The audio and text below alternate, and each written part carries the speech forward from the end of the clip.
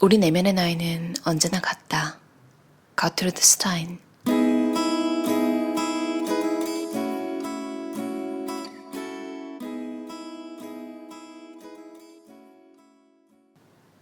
시간과 집중력만 있으면 돼. 아버지는 이렇게 말하곤 했다. 은퇴 후 아버지는 자신에게 시간과 집중력 두 가지 모두가 있음을 깨달았다. 아무것도 하지 못하게 되는 상황은 벌어지지 않을 것이다. 당신은 많은 것을 할 것이다. 모든 사람들이 창조적임을 그리고 창조성을 탐험하는데 결코 늦은 때는 없다는 것을 증명할 것이다. 나는 54세에 맨해튼으로 이사했다. 노년기에 들어선 64세에는 센터페이로 이주했다. 내가 센터페이로 이주한 것은 아티스트웨이의 실행이었다.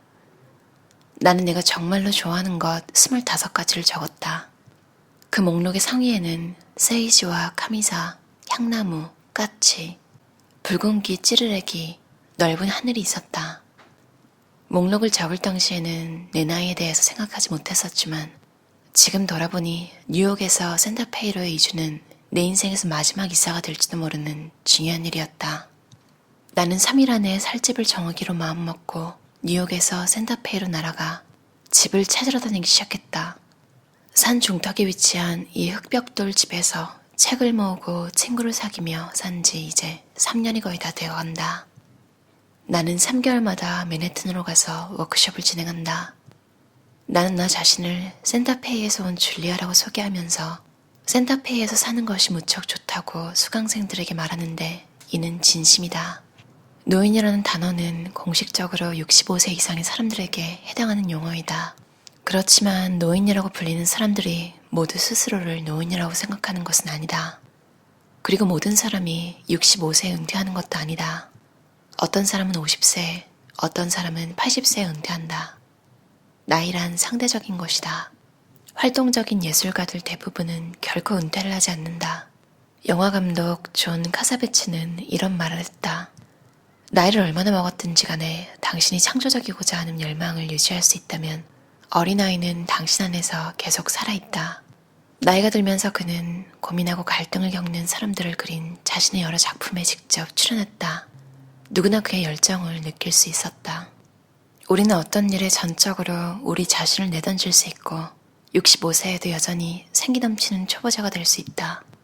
나는 최근에 실력 있는 상담 치료사 바브라 맥켄들리 씨에게 상담을 받으러 갔다. 우울해요. 다시 글을 쓰지 못할까봐 두려워요. 나는 고민을 털어놨다. 당신은 나이 드는 것을 두려워하고 있군요. 나이 듦을 두려워하는 감정을 주제로 글을 쓴다면 다시 자유롭게 글을 쓰고 있는 자신을 발견하게 될 거예요. 그녀가 조언했다. 답은 언제나 창조성이다. 탁월한 작가 존 바와스는 60세의 첫 소설 이야기의 끝을 출간했다. 그는 64세의 첫 번째 작품보다 더 길고 야심찬 두 번째 소설 작업에 몰두하고 있는데 로라 잉걸스 와일더가 초원의 집을 출간했을 때 그녀는 64세였다고 말한다. 어린 시절 브라우니 카메라로 사진 찍는 것을 무척 좋아했던 내 친구 베리는 오랫동안 통신기술 분야에서 일하다가 은퇴를 함과 동시에 이 열정을 재발견했다. 그는 디지털 카메라의 마법을 즐겁게 배우며 사진을 찍기 시작하더니 곧 찍은 사진을 편집, 수정하기 위해 포토샵을 하기 시작했다. 이제는 날마다 페이스북에 자기가 찍은 사진을 올리는데 그 사진들은 신비롭고 아름답다. 베리가 내게 이런 말을 한 적이 있다. 5살쯤에 나는 아빠 무릎에 앉아서 아빠와 함께 로겔 켄트의 세계 유명 명화 백선을 봤어. 아빠는 작품 설명 부분을 읽어주시곤 했지. 나는 여러 주 동안 아빠와 함께 그 책을 보면서 많은 미술 작품을 접하게 됐고 그 이후로 예술은 언제나 나와 함께 했어. 내가 내 소명을 알고 있었다는 걸 난 몰랐어. 아마 많은 사람들이 그럴 거야. 피카소는 이렇게 말했다. 모든 어린아이들은 예술가로 태어난다. 문제는 어떻게 하면 어른이 되어서도 예술가로 살아갈 수 있는가이다. 이를 위해서는 열정과 헌신, 그리고 무엇보다 초보자가 되는 용기라는 자질이 필요하며 이러한 자질들은 우리가 이미 가지고 있는 자질들이다. 최근에 나는 예술가 친구와 저녁을 먹었다. 67세인 그는 여전히 날마다 작가로 라디오 DJ로, 교사로 일한다. 예술가들에게 은퇴란 없어. 그는 간단하게 말했다. 그것은 사실이다. 토머스 미아는 83세에 한 시즌의 뮤지컬 작품들을 브로드웨이 무대에 올렸다. 86세인 그는 지금도 새로운 작품 준비에 한창이다. 존경받는 바이올리니스트이자 교사인 로반 토텐버그는 생애 마지막 날까지 90대에도 가르치고 연주를 했다. 가수이자 기타리스트인 비비킹은 89세로 생을 마감했는데 죽기 6개월 전까지 순회 공연을 했다. 이를 통해 우리는 무엇을 배울 수 있을까? 자기 표현은 멈추지 않으며 멈춰서도 안 된다는 점이다. 우리 한 사람 한 사람은 모두 창조적이다. 우리는 저마다 이 세상에 선보일 독특한 것을 가지고 있다. 시간과 경험을 둘 다 가지고 있다는 점은 우리에게 유리한 면이다. 은퇴기는 프로젝트와 씨름하고 묻어두었던 꿈을 꺼낼 때이며 과거를 다시 돌아보고 미지의 세계를 탐험할 때이다. 바로 우리의 미래를 설계할 때이다. 모닝 페이지. 매일 아침에 일어나자마자 의식의 흐름에 따라 손으로 3쪽씩 글을 쓰기. 당신만 볼 것. 내가 모닝 페이지라고 부르는 이 창조성 회복의 기본 도구는 그야말로 무슨 내용이든지 아침에 손으로 3쪽씩 글을 쓰는 것이다. 이것은 아침에 가장 먼저 하는 일이며 아무에게도 보여주지 말아야 한다. 창조성 회복이 눈에 잘 띄지 않는 경우가 종종 있는데 이것은 창조성 회복이 예상치 못한 방향으로 우리를 변화시키기 때문이다. 나는 작가가 그림 그리기를, 변호사가 글쓰기를, 교사가 노래 부르기를 시작하는 것을 본 적이 있다. 누구나 예상치 못한 방향으로 변화할 수 있다. 당신이 이 도구들을 사용하는 것은 사과나무를 흔드는 것과 같아요. 그런데 우주는 오렌지를 전해주죠. 모닝 페이지를 쓰는 것은 주의를 집중하는 행동이다. 주의 집중을 하면 언제나 그 보상으로 치유가 일어난다. 우리는 모두 상처를 안고 있다. 상대적으로 상처가 심하고 덜한 차이가 있을 뿐이다. 모닝 페이지는 현재의 초점을 맞춤으로써 미래에 대한 희망을 갖게 해준다. 하루하루 우리에게는 많은 선택의 순간들이 있다. 우리는 선택들을 보면서 우리의 마음도 그리고 삶의 무게도 가벼워진다. 우리는 모호한 상태에 잘 길들여져 있다. 그러나 이런 모호함은 더는 우리에게 도움이 되지 않는다. 어떤 것에 대해 실제로는 전혀 다르게 느낄 수도 있는데 우리는 난 괜찮아 라고 말하는 데 길들여져 있다.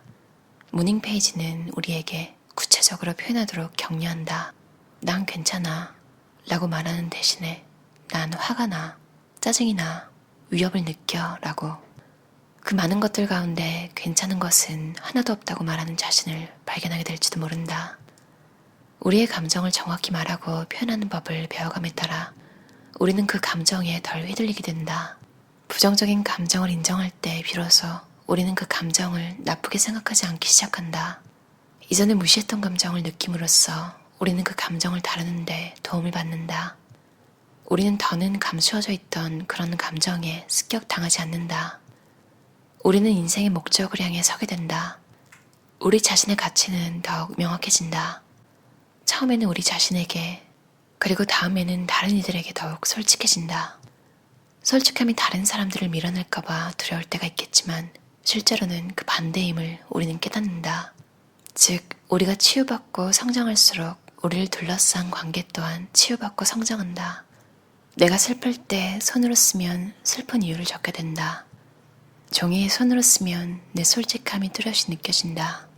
창조성 회복의 두 번째 주요 도구는 아티스트 데이트이다. 이것은 일주일에 한 번씩 당신이 관심을 갖고 매력적이라고 느끼는 것을 살피는 나홀로 탐험이다. 뭔가 재미있는 것을 해보자고 자기 자신에게 제안했을 때 저항이 있을 거라 예상하고 대비해야 한다. 아티스트 데이트를 시도한 사람들은 통찰과 육감, 돌파구를 경험한다고 말한다. 행복에 대한 의식이 높아진다고 이야기한다. 심지어 어떤 사람들은 아티스트 데이트를 하면 자신보다 더 강력한 힘과 의식적으로 접촉하게 된다고까지 말한다. 빨리 아티스트 데이트를 계획하라. 아티스트 데이트는 혼자 해야 한다. 우리가 자신의 의견을 굽히지 않을 때 그 보상으로 독립성이 고취된다. 내가 좋아하는 아티스트 데이트 중 하나는 어린이 서점에 들르는 것이다. 아티스트 데이트의 핵심은 당신에게 신선하고 흥분되는 기분을 선사한다는 것이다. 아티스트 데이트의 첫 번째 성과 중 하나는 체력이 증진된다는 것이다. 놀이를 시작해보면 의외로 쉽게 지치지 않는다는 것을 알게 된다. 세상은 모험으로 가득 차 있고 우리는 모험심이 가득한 영혼이다. 배우기에 늦은 때란 결코 없다.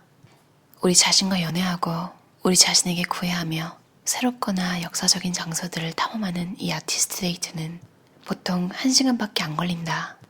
일어나서 밖으로 나가 아티스트 데이트를 할 때 기울인 노력만큼 그 시간은 매우 기억에 남을 만한 시간이 될 것이다. 어떠셨나요? 새로운 시작을 위한 아티스트 웨이라는 책이었어요. 저자는 줄리아 카메론, 옮기리는 정영수, 청미출판사에서 나온 책이에요. 제가 예전에 리뷰했던 부자가 되는 15가지 사소한 습관에 나온 내용이랑 약간 비슷한 부분이 아티스트 데이트라는 내용인데요. 부자가 되는 15가지 사소한 습관에는 5분 동안 할 수 있는 일, 2시간 동안 할 수 있는 일, 1시간 동안 할 수 있는 일의 목록을 스스로 생각해 놓고 있다가 가지고 있는 시간에 맞춰서 그런 것들을 행하면서 적극적으로 살아가라는 내용이 있었잖아요. 이 아티스트 웨이에서는 아티스트 데이트라는 이름으로 1시간 남짓한 그런 시간을 일주일에 한 번씩 꼭 혼자서, 그러니까 나와 데이트하라는 시간을 가지라고 하잖아요. 정말 좋은 것 같아요. 이 책에도 비슷한 내용이 나오긴 하는데요. 그러니까 혼자만의 시간을 가질 수 없는 부부? 그게 얼마나 안 좋은지에 관한 내용도 조금 있는데요. 항상 같이 있으면 진짜 숨이 막힐 것 같아요. 24시간. 그러니까 은퇴할 시기가 되면 이제 한 명이라도 최소한 직장에 나갔다가 들어오는 그런 삶이었던 부부는 은퇴를 해버리면 이제 둘 다 24시간 집에 같이 있잖아요. 여러분 코로나 터지고 나서 코로나로 이혼하는 부부 많은 얘기 들어보셨죠? 그게 아무래도 혼자만의 시간을 가질 수 없어서 그런 경우도 큰 것 같아요. 물론 서로 안고 있던 문제가 같이 많은 시간을 보냄으로써 그냥 터져서인 걸지도 모르겠지만요. 아무튼 김씨네 편의점이라는 캐나다에 이민한 한국 가족 이야기가 있는데, 그러니까 드라마예요. 어떤 한 에피소드에서 딸이 막 되게 노력을 해요. 부모님이 같이 시간을 보낼 수 있도록 같은 취미를 즐기고, 그러니까 취미를 다 따라하는 거예요. 딸 눈에는 그게 별로 안 좋아 보여서 같이 할 수 있으면 좋지 않을까 싶어서 막 계획을 하는데, 그 부부는 사실 그 부부만의 삶을 잘 살아나고 있었던 거예요. 각자의 취미생활을 즐기면서 집에 돌아와서 각자 겪었던 일들을 얘기할 수 있고 다른 경험을 공유할 수 있는 시간을 같이 가지는 거잖아요. 진짜 좋은 것 같다 이 생각을 했어요. 왜냐면 모든 걸 다 같이 하면 얼마나 숨 막히겠어요. 한두 해도 아니죠. 거의 몇십 년을 같이 살아왔는데. 아무튼 그 드라마 되게 훈훈하고 재밌어요. 김신의 편의점 추천합니다. 새로운 시작을 위한 아티스트 웨이. 이 책을 읽으면서 노년기에 대한 두려움이 많이 사라졌어요. 그러니까 지금 당장 닥치지는 않아서 크게 생각은 안 하고 있었는데 이 책을 읽고 나니까 특히 90대에도 가르치고 연주를 했다는 바이올리니스트, 와 90대에도 이렇게 누군가를 가르치고 그리고 본인을 위해서 연주를 할 수 있는 이런 삶 너무 좋은 것 같아요. 나이가 들었다고 해서 조금 체력적인 부분에서는 약해질 수 있겠죠. 근데 내가 즐거움을 느낄 수 있는 걸 포기하지 않아도 된다는, 그리고 오히려 더 발전할 수도 있고 언제나 초심자가 되어서 뭔가를 시작하기에 늦은 나이는 없다는, 이 책에도 나오는데 체조를 배우고 싶어 하던 분도 엄청 적극적으로 시작을 한 거예요. 막 트레이너도 붙이고. 근데 또 그분이 원하는 건 금메달리스트가 될 건 아닌 거죠. 어렸을 때 나한테는 그런 투자를 못했지만 내가 할 수 있을 때 나한테 이것저것 다 투자를 해주고, 하지만 내가 또 만족하는 건 그냥 어제보다 더 나은 체력을 가진 나, 어제보다 더 발전한 나. 너무 마음이 훈훈하더라고요. 이런 얘기를 읽으니까. 특히 예술가의 꿈을 가지고 계셨던 분들, 지금도 어딘가 한켠에 이루었으면 하는 부분이 있으신 분들은 꼭 읽으셨으면 좋겠어요. 너무 늦은 때란 결코 없다. 제가 여기서 이 책에서 나온 명언 중에 하나, 너무 공감했어요. 우리 내면의 나이는 언제나 같다. 거트르드 스타인의 말이었는데요. 여러분도 그러시지 않나요? 저는 7살, 8살 때 제가 마음속에 그대로 있는 것 같아요. 그때랑 별로 마음속, 그러니까 내면의 저는 크게 변하지 않았어요. 제가 그때 유치원이란 곳을 가면서 사회생활 이런 걸 하면서 사람들에 대해서 관찰하고 느꼈던 감정 같은 게 아직도 생각이 나는데, 지금도 제가 사람들을 바라보는 시선이나 제가 생각하는 사고방식, 그러니까 더 폭은 넓어졌죠. 이해심이나 이런 건 확실히 많아져서 세상 살긴 더 편한데, 우리 내면의 나이는 언제나 같다라는 말이 너무 좋았어요. 그럼 오늘도 들어주셔서 감사합니다. 편안한 저녁 시간 보내세요.